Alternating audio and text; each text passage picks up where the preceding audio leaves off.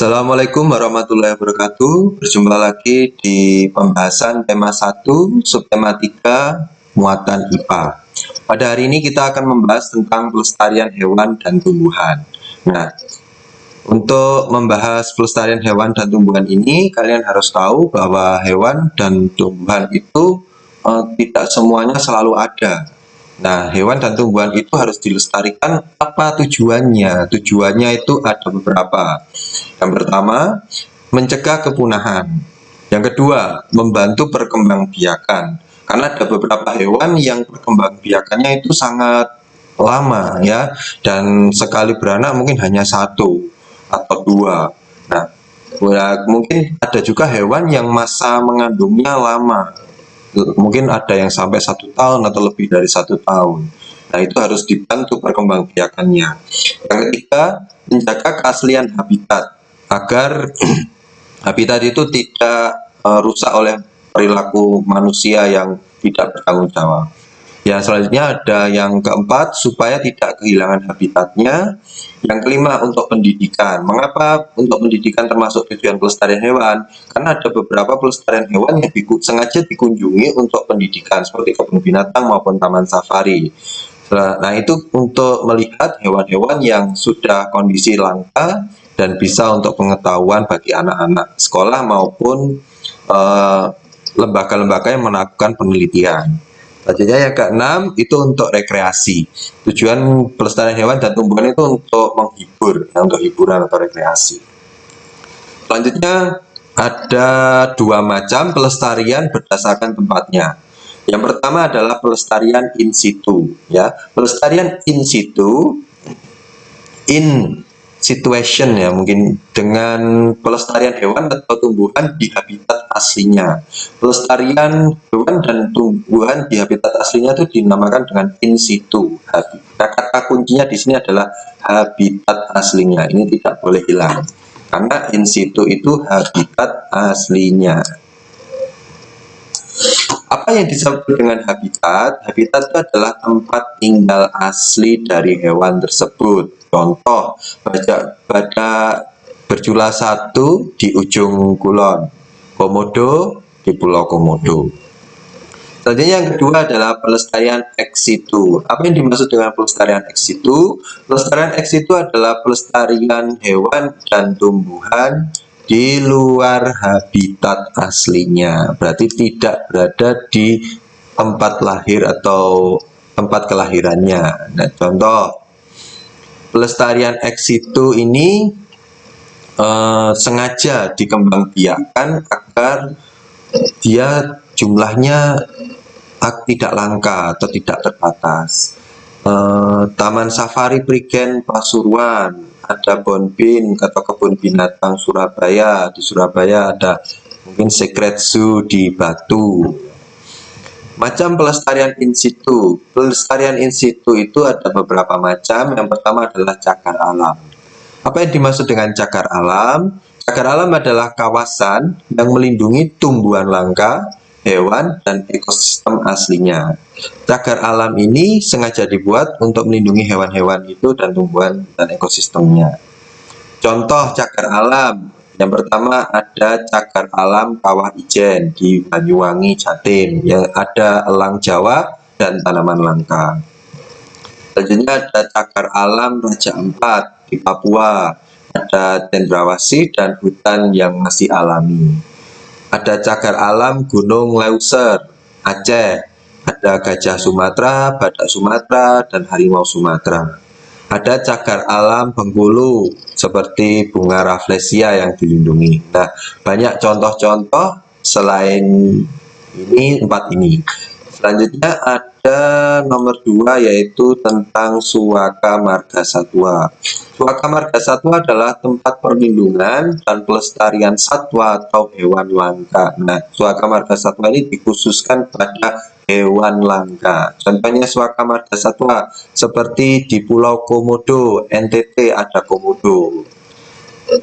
Di Tanjung Puting, Kalimantan Tengah itu ada orang utan, ya. Di Waikambas, Lampung ada gajah Sumatera. Di Suaka Marga Satwa Wasur Papua ada kanguru. Ujung Kulon Banten badak bercula satu. Buton Utara Sulawesi Tenggara anoa. Baluran Banyuwangi Jatim benteng Jawa. Sungai Mahakam Kalimantan Timur ikan pesut. Nah, ini gambar-gambar dari hewan-hewan yang langka tadi. Ada komodo, ada orangutan, ada gajah, ada kanguru, ada badak, anoa, banteng, dan pesut Mahaka. Kita lanjutkan taman laut. Apa yang dimaksud dengan taman laut? Taman laut adalah tempat perlindungan ekosistem bawah laut seperti terumbu karang dan spesies ikan. Nah, taman laut ini di Indonesia ada banyak sekali karena Indonesia adalah negara yang lautnya cukup besar ya, sangat besar dibandingkan dengan negara-negara lain karena Indonesia adalah negara kepulauan. Nah, contoh taman laut di Indonesia seperti Taman Laut Bunaken di Sulawesi Utara, Taman Laut Banda, Maluku, Taman Laut Wakatobi di Sulawesi Tengah, Taman Laut Raja Ampat di Papua Barat, Taman Laut Derawan, Kalimantan Timur, Taman Laut Karimun Jawa di Jawa Tengah, dan masih banyak taman-taman laut yang lain. Selanjutnya ada Taman Nasional. Taman nasional adalah tempat yang bertujuan untuk melindungi ekosistem yang dimiliki suatu wilayah. Apa yang disebut dengan ekosistem? Ekosistem adalah hubungan timbal balik antara makhluk hidup biotik dengan benda mati atau abiotik. Nah, jadi taman nasional ini adalah wilayah yang sangat luas dan ekosistemnya khas, tidak dimiliki oleh ekosistem atau tempat-tempat lainnya. Contohnya ada Taman Nasional BTS, Bromo, Tengger, Semeru di Malang, Lumajang, Probolinggo, Pasuruan, Jawa Timur. Ya, ada 4 kabupaten yang berada di sekitar Taman Nasional Bromo, Tengger, Semeru. Nah, ini adalah pemandangan yang dilihat, ada pemandangan tentang Bromo, Tengger, Semeru. Nah, di sini ada salah satu gerbang masuk ke Taman Nasional Bromo Tengger Semeru. Ada lagi Taman Nasional Gunung Gede Pangrango di Jawa Barat. Selanjutnya adalah hutan lindung. Apa yang disebut dengan hutan lindung? Hutan lindung itu adalah hutan yang digunakan untuk melindungi suatu ekosistem. Nah, hutan lindung ini contohnya kalau di sekitar Kota Malang itu ada hutan Air Suryo di Cangar Batu. Di Cangar Batu itu ada hutan. Di situ banyak keranya, yaitu digunakan untuk melindungi ketersediaan air ya yang ada di daerah situ, dan ada beberapa sumber mata air juga yang ada di daerah situ, dan juga melindungi ekosistem asli. Nah, di selanjutnya adalah macam pelestarian ex situ. Kalau tadi kita mempelajari tentang pelestarian di habitat aslinya, sekarang kita keluar habitat. Nah, hewan atau tumbuhan yang berada di luar habitat ini sengaja dilestarikan karena di habitat aslinya mungkin keberadaannya sudah terancam. Seperti di kebun raya Bogor, itu melindungi rusa. Ya. Banyak rusa di kebun raya Bogor. Selanjutnya ada kebun binatang, banyak sekali, ada Taman Safari, Secret Zoo, dan KBS Kebun Binatang Surabaya. Ada seperti taman wisata seperti Selekta, Petik Jeruk, Petik Sayur, Petik Apel untuk wisata alamnya. Selanjutnya, usaha pelestarian tumbuhan oleh masyarakat dengan cara apa saja, yaitu tebang pilih. Tebang pilih itu artinya menebang pohon-pohon yang memang sengaja diproduksi untuk sentra kayu, bukan pohon-pohon yang untuk hutan lindung. Nah, kita harus menggarisbawahi bahwa pohon yang diambil di sini adalah pohon-pohon yang memang ditanam untuk industri perkayuan ya. Jadi menebang itu hanya ditebang yang berusia cukup atau sudah cukup tua. Tebang pilih itu namanya. Dan yang masih muda-muda harus tetap dipertahankan agar jumlah tumbuhan tetap ada. Nah, biasanya yang tebang pilih itu adalah pohon jati. Selanjutnya ada reboisasi. Reboisasi adalah penanaman hutan gundul atau penanaman hutan kembali agar hutan tidak berkurang dan ekosistem bisa terjaga.